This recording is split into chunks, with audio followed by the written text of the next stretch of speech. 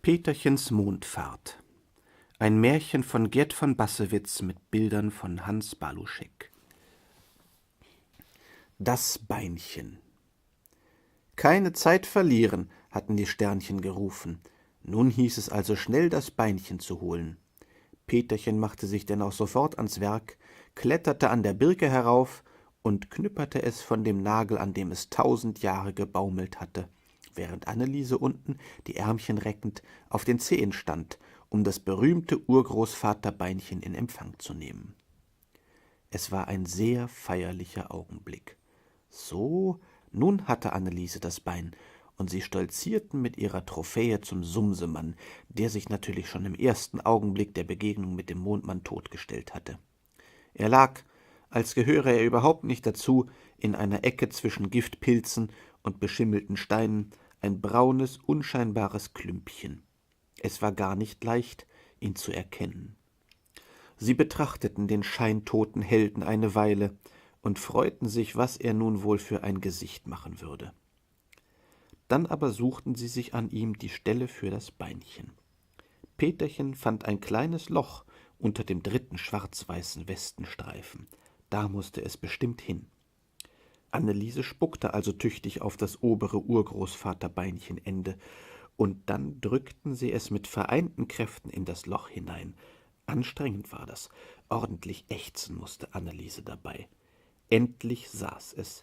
Sie probierten und fanden, dass es wirklich ganz ungeheuer fest saß, so daß es gewiß nicht so leicht wieder abgerissen oder abgehauen werden konnte. Es ist ja bekannt, dass Spucke wunderschön klebt. Als sie mit diesem Geschäft fertig waren, gingen sie mit großer Freude daran, den Maikäfer zu wecken.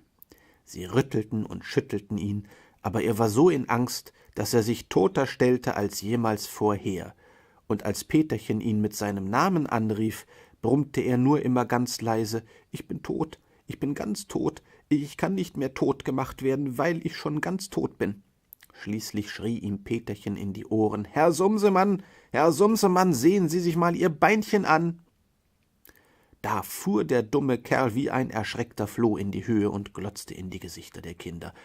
»Hat er euch gefressen, der Mann?« fragte er ganz verängstigt, obwohl er doch eigentlich sehen konnte, dass sie nicht gefressen waren, weil sie vor ihm standen. Natürlich quietschte Anneliese nur so vor Vergnügen über solch dumme Frage. Peterchen aber nahm eine sehr wichtige Miene an, zeigte auf das angeklebte Beinchen und sagte noch einmal: »Herr Sumsemann, sehen Sie sich bitte Ihr Beinchen an.« Der dicke Kastanienritter schien immer noch nicht recht zu begreifen, was er tun sollte.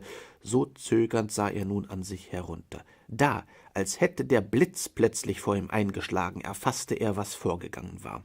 Er sprang auf, kreiselte und tanzte um die Kinder herum und sang: »Sum, sum, hurra! Sum, sum, hurra! Mein Beinchen ist da! Mein Beinchen ist da!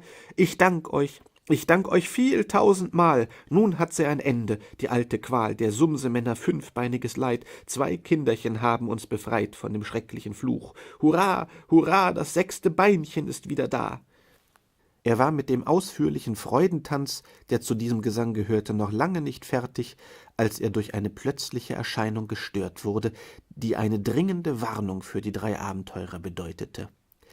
Es war ja den Kindern gesagt worden, dass sie noch vor Sonnenaufgang wieder zur Erde zurückkehren müssten, da sie sich sonst nie wieder vom Monde herunterfinden würden. Nun leuchtete plötzlich ein wundersam fremder Schein aus dem dunklen Himmel über dem Monde. Der graue Boden bekam eine Farbe gleich grünrot überlaufenem Silber, auf allen Bäumen und Pflanzen funkelte der Mondstaub wie rosenroter Schnee. Über der höchsten Bergzinne aber, gerade vor sich, sahen die Kinder im gleichen Augenblick die liebliche Tochter der Sonne, die Morgenröte. Sie hatte die Arme über das Haupt erhoben, von ihren Händen tropften Rubinenfunken und rote Nebel wehten aus ihrem Haar. Das Haupt weit in den Nacken gelegt, sang die Morgenröte mit einer Stimme, die jubelnder war als die aller Lerchen und klingender als die aller Nachtigallen der Erde. Der Sonne goldener Wagen naht, von der Erde weichen die Träume, es kränzen des Himmels heiligen Raum des Tages silberne Säume. Ich fliege über die Welt dahin mit dem Bruder, dem Morgensterne, Frühwolken wie blitzende Blumen blühen über der duftenden Ferne. Schon weckt der Tag den schlafenden Hain zu des Frühlings leuchtendem Glück. Hier wandte sie lächelnd den Kindern das wunderschöne Antlitz zu und nickte voll Liebe. »Nun eilt euch, ihr Kinderlein, kehrt schnell auf die Erde zurück.« Dann entschwand sie wieder, hinter ihr aber blieb der große Himmel von Purpur übergossen, und das blasse Mondland darunter blühte, als hätten Millionen Rosen aus seinem elfenbeinfarbenen Grunde die Knospen gesprengt.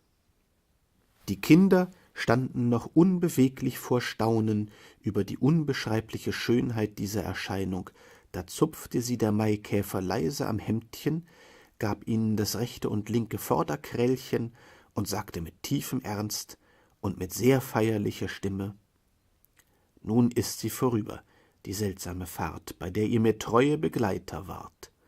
Mein Beinchen hab ich endlich wieder, so wollen wir schnell zur Erde nieder. Fasst euch bei den Händen und hört ihr den Spruch, so schließt eure Augen, in sausendem Fall geht's nieder in unser Heimattal.« Die Kinder gehorchten sofort, denn sie fühlten, dass es großer Ernst war, als der Sumsemann dies sagte. Sie umfassten sich also und standen dicht aneinander geschmiegt. Der Maikäfer aber rief laut: »Mutter Erde, wir rufen dich an, fern dir führte uns unsere Bahn. Hör uns, unsere Not war groß, nimm uns wieder in deinen Schoß.« Da öffnete sich der Boden, und die 3 Abenteurer sanken eng umschlungen hinab in die Tiefe.